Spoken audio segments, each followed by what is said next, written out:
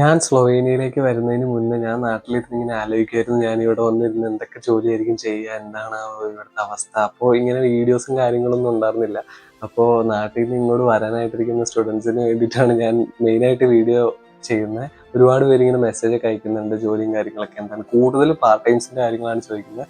അപ്പോൾ നിങ്ങൾക്ക് വേണ്ടിയാണ് ഈ വീഡിയോ. അപ്പോൾ നിങ്ങൾ വീഡിയോ സ്കിപ്പ് ചെയ്യാതെ ഫുള്ളായിട്ട് കാണുക.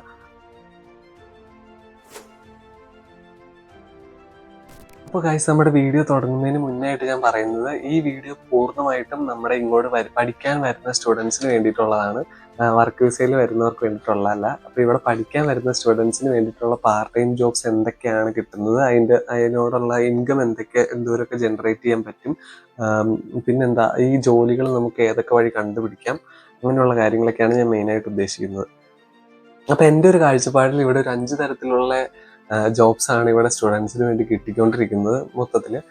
അതെന്തൊക്കെയാണെന്ന് വെച്ച് കഴിഞ്ഞാൽ, ഒന്നാമത്തേന്ന് പറയുന്നത് റെസ്റ്റോറൻറ്റ് ജോബാണ്, രണ്ടാമത്തേന്ന് പറയുന്നത് വെയർ ഹൗസ്, മൂന്നാമത്തെ ജോലികൾ എന്ന് പറയുന്നത് കൺസ്ട്രക്ഷൻ ഫീൽഡിലൊക്കെ, പിന്നെ നാലാമത്തെ ഫിസിക്കൽ വർക്കായിരിക്കും, അഞ്ചാമത്തേന്ന് പറയുന്നത് ഈ ഫുഡ് ഡെലിവറി.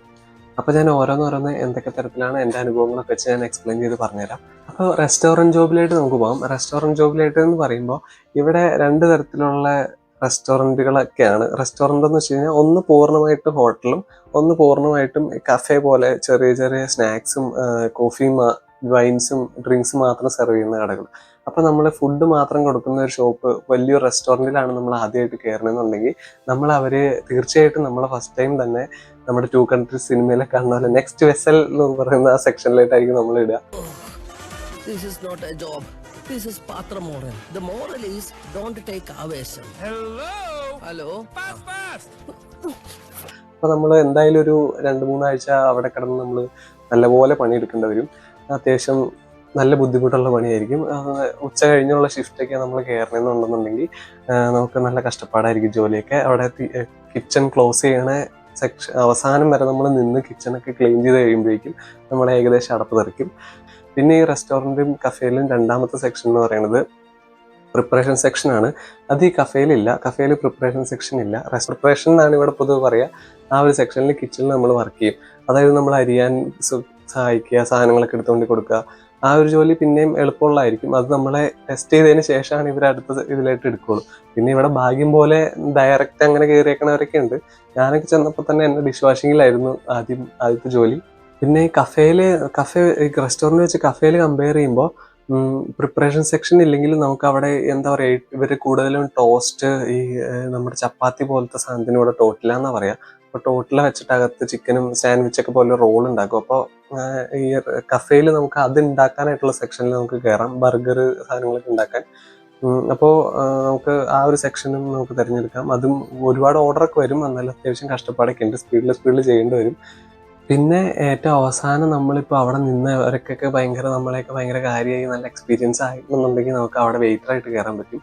വെയിറ്ററായിട്ട് കയറണമെങ്കിൽ നമ്മൾ ഇച്ചിരിയുടെ ആക്റ്റീവായി നമ്മൾ അവരുടെ ഭാഷയൊക്കെ കുറച്ചൊക്കെ പഠിച്ചൊക്കെ എടുക്കുകയാണെന്നുണ്ടെങ്കിൽ നമുക്ക് അത്യാവശ്യം ഇംഗ്ലീഷും കാര്യങ്ങളൊക്കെ അറിയാമെന്നുണ്ടെങ്കിൽ നമുക്ക് വെയിറ്ററായിട്ട് കിട്ടും. വെയിറ്ററായിട്ട് കിട്ടിയുള്ള ഗുണം എന്താണെന്ന് വെച്ച് കഴിഞ്ഞാൽ നമുക്ക് ടിപ്പും കാര്യങ്ങളൊക്കെ ഉണ്ടാവും. പിന്നെ നമുക്ക് അറിയാലോ, ഈ പാത്രം കഴുകണ അത്ര കഷ്ടപ്പാടുണ്ടാവില്ല. സാധനങ്ങൾ സെർവ് ചെയ്യാനായിട്ടുള്ള ഒരു സ്കില്ല് മാത്രം മതി.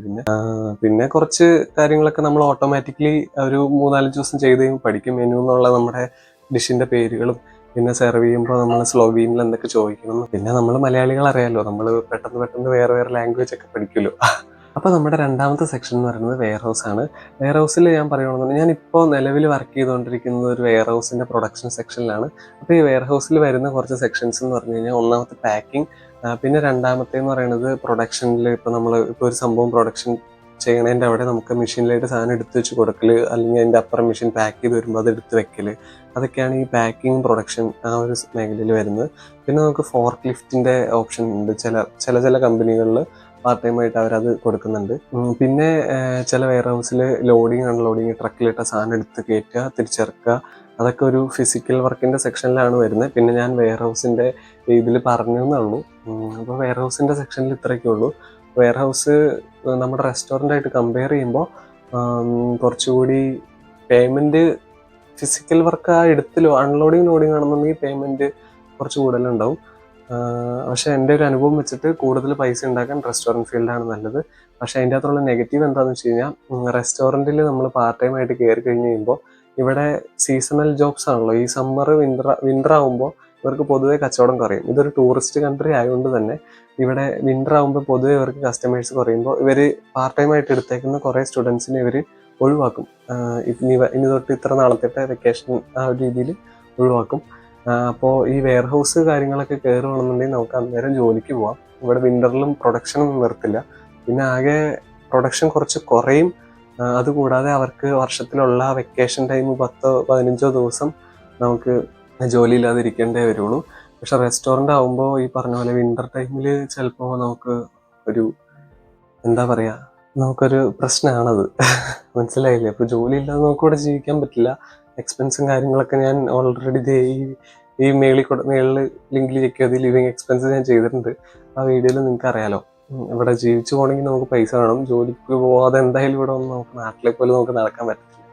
അപ്പോൾ മൂന്നാമത്തേന്ന് പറയുന്നത് ഫിസിക്കൽ വർക്കാണ്. ഫിസിക്കൽ വർക്ക് എന്ന് പറഞ്ഞു കഴിയുമ്പോൾ അപ്പോൾ ഞാൻ ആദ്യം പറഞ്ഞ 2 വെയർ ഹൗസിനേക്കാളും റെസ്റ്റോറൻറ്റിനേക്കാളും പേയ്മെൻറ്റ് കൂടുതലുണ്ടാവും. അപ്പോൾ അതിൽ എന്തൊക്കെ ജോലികളാണ് വരുന്നതെന്ന് വെച്ച് കഴിഞ്ഞാൽ, ചിലപ്പോൾ ഞാൻ ആദ്യം പറഞ്ഞ പോലെ വെയർ ഹൗസിൽ അല്ലെങ്കിൽ എവിടെയെങ്കിലും ലോഡ് ഇറക്കുന്ന ട്രക്കിൽ നിന്ന് സാധനങ്ങൾ ബോക്സ് ഇറക്കാനായിരിക്കും. അല്ലെങ്കിൽ ഏതെങ്കിലും ഒരു സൈറ്റിൽ കുറച്ച് അവരുടെ സാധനങ്ങൾ മുകളിലിട്ട് കയറ്റാനായിരിക്കും. ചിലപ്പോൾ ഷിഫ്റ്റിങ്ങിനായിരിക്കും. ഒരു വീടോ അല്ലെങ്കിൽ ഓഫീസോ എന്തെങ്കിലും ഫർണിച്ചേഴ്സ് കാര്യങ്ങളൊക്കെ വണ്ടി കയറ്റി വേറെ സ്ഥലത്തായിട്ട് ഷിഫ്റ്റ് ചെയ്യുന്നതായിരിക്കും. ഇത് 3 എനിക്ക് നിലവിൽ. പിന്നെ ഗാർഡനിങ്, അതൊരു ഫിസിക്കൽ വർക്ക് രീതിയിൽ കൂട്ടാം. ഞാൻ ഒരു വണ്ടിയിൽ അവർ കൊണ്ടുപോകും. അത് കഴിഞ്ഞിട്ട് നമ്മളെ അവിടെ കൊണ്ടുവന്ന് വെച്ചിട്ട് ഇങ്ങനെ സംഭവങ്ങൾ കുഴിച്ചിടാനും അങ്ങനെ വലിയ വലിയ ചെടികളും കാര്യങ്ങളൊക്കെ വെച്ചിട്ട്, അതായത് ഇവിടെ തൂമ്പയില്ല എന്നുള്ളൂ, ഷവല് വെച്ച് കുഴിക്കണം. അത്യാവശ്യം കഷ്ടപ്പെട്ട പണിയാണ്. അപ്പോൾ അതിനും പേയ്മെൻറ്റ് കൂടുതലുണ്ടാവും. ഈ പറഞ്ഞ 4 ഫിസിക്കൽ വർക്കിൻ്റെ സെക്ഷനിൽ വരുന്നത്. പിന്നെ അഞ്ചാമത്തെ സെക്ഷൻ എന്ന് പറയുന്നത് കൺസ്ട്രക്ഷൻ ഫീൽഡാണ്. കൺസ്ട്രക്ഷൻ ഫീൽഡിൽ നമുക്ക് എക്സ്പീരിയൻസ് ഉണ്ടെന്നുണ്ടെങ്കിൽ എനിക്കത് കറക്റ്റായിട്ട് അറിയില്ല. കൺസ്ട്രക്ഷൻ ഫീൽഡ് ഇവിടെ ഒരുപാട് വേക്കൻസികളുണ്ട്. ഒരുപാട് അത്യാവശ്യം പേയ്മെൻറ്റ്സും കാര്യങ്ങളും ഉള്ള സെക്ഷനാണ് കൺസ്ട്രക്ഷൻ. മെഷീൻ ഓപ്പറേറ്റിംഗ് ആയിട്ടുള്ള ഒന്നും എന്തെങ്കിലും ഉണ്ടോ എന്ന് എനിക്കറിയില്ല. അതൊരു ഓപ്ഷൻ ആണെന്നുള്ള രീതിയിൽ ഞാൻ നിങ്ങൾക്ക് പറഞ്ഞു തരാൻ വേണ്ടി പറഞ്ഞെന്നുള്ളൂ. കൺസ്ട്രക്ഷൻ എന്ന് പറയുന്ന ഒരു ഓപ്ഷൻ ഇവിടെ ഉണ്ട് പാർട്ട് ടൈം ചെയ്യാനായിട്ട്. പിന്നെ ഈ പറഞ്ഞ എല്ലാത്തിനേക്കാളും കുറച്ച് കഷ്ടപ്പാടായിരിക്കും. ഈ വെയിലും കാര്യങ്ങളൊക്കെ നിന്ന് അടിച്ച് നമുക്ക് ഓപ്പണായിട്ട് നിന്നായിരിക്കും ജോലി. അപ്പോൾ അതിൻ്റെതായ ബുദ്ധിമുട്ട് കൺസ്ട്രക്ഷൻ ജോലിയിലുണ്ടാവും. പിന്നെ ഏറ്റവും അവസാനത്തെയാണ്, 5-മത്തെയാണ് ഇവിടെയുള്ള ഫുഡ് ഡെലിവറി. ഇവിടെ ഫുഡ് ഡെലിവറി നമ്മുടെ നാട്ടിലെ സൊമാറ്റോയും സ്വിഗ്ഗിയൊക്കെ പോലെ ഇവിടെ അതിനായിട്ടുള്ള ഒരു സംഭവമാണ് വോൾട്ട്. അപ്പോൾ വോൾട്ടിൻ്റെ ഫുൾ ഡീറ്റെയിൽസ്, 1 മണിക്കൂർ എന്തോരം ഉണ്ടാക്കാൻ പറ്റും കാര്യങ്ങളൊക്കെ നമ്മൾ മേളിൽ കാണിച്ചേക്കണ ഈ വീഡിയോയിൽ നമ്മൾ ചെയ്തിട്ടുണ്ടായിരുന്നു. ഡെലിവറി ജോബ് ഞാനിപ്പോൾ ഒന്നായിട്ട് കമ്പയർ ചെയ്ത് പറയാൻ പറ്റില്ല. എന്താണെന്ന് വെച്ച് കഴിഞ്ഞാൽ നമ്മൾ ജോലി ചെയ്യണതനുസരിച്ചായിരിക്കും. അപ്പോൾ ഞാൻ ഇത്ര നേരം പറഞ്ഞ കാറ്റഗറീസിൽ പേയ്മെൻറ്റും കാര്യങ്ങളൊക്കെ എത്രയാണെന്ന് പറയാം.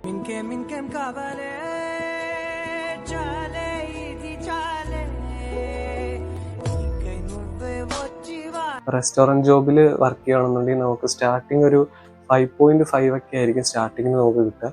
പിന്നെ ഞാനൊരു 7 ഒക്കെ എത്തിയപ്പോൾ ഞാൻ നിർത്തിയിട്ടാണ് ഞാൻ അങ്ങനെ കമ്പനി കയറി. അത് ഞാൻ തീരെ മടുത്തായിരുന്നു റെസ്റ്റോറൻറ്റിൽ. വിൻ്ററൊക്കെ ആകുമ്പോൾ ഇവിടെ പൊതുവെ റെസ്റ്റോറൻറ്റിൽ ഇവർ സ്റ്റുഡൻസിനെ വേണ്ടെന്ന് പറയും. അപ്പോൾ അതുകൊണ്ടൊക്കെ തന്നെയാണ് ഞാൻ പ്രൊഡക്ഷൻ കമ്പനിയിലേക്ക് മാറിയത്. അതായത് വെയർ ഹൗസിൽ. ഇപ്പം നിലവിൽ വെയർ ഹൗസിലാണ് വർക്ക് ചെയ്തുകൊണ്ടിരിക്കുന്നത്. വെയർ ഹൗസിലെ പേയ്മെൻറ്റ് എന്ന് പറഞ്ഞു കഴിയുമ്പോൾ എനിക്ക് ഒരു 7.5 ആ ഒരു റേഞ്ചിൽ പേയ്മെൻറ്റ് കിട്ടും. പിന്നെ ഫിസിക്കൽ വർക്കിൻ്റെ കാര്യം പറഞ്ഞത്, ഫിസിക്കൽ വർക്കാണെന്നുണ്ടെങ്കിൽ നമുക്ക് ഒരു 9, 10, 11 ആ ഒരു രീതിയിൽ മേപ്പോട്ടേ പോകുള്ളൂ. ഒരു 9 താഴെ ഉള്ള ഫിസിക്കൽ വർക്ക്, അത്ര എളുപ്പമുള്ള ഫിസിക്കൽ വർക്കൊക്കെ ആണെങ്കിലാണ് നമുക്ക് 9 താഴെ കിട്ടുള്ളൂ. ബാക്കിയുള്ള അത്യാവശ്യം നല്ല ഫിസിക്കൽ വർക്കിനൊക്കെ അത്യാവശ്യം നല്ല പേയ്മെൻ്റ് ഉണ്ട്.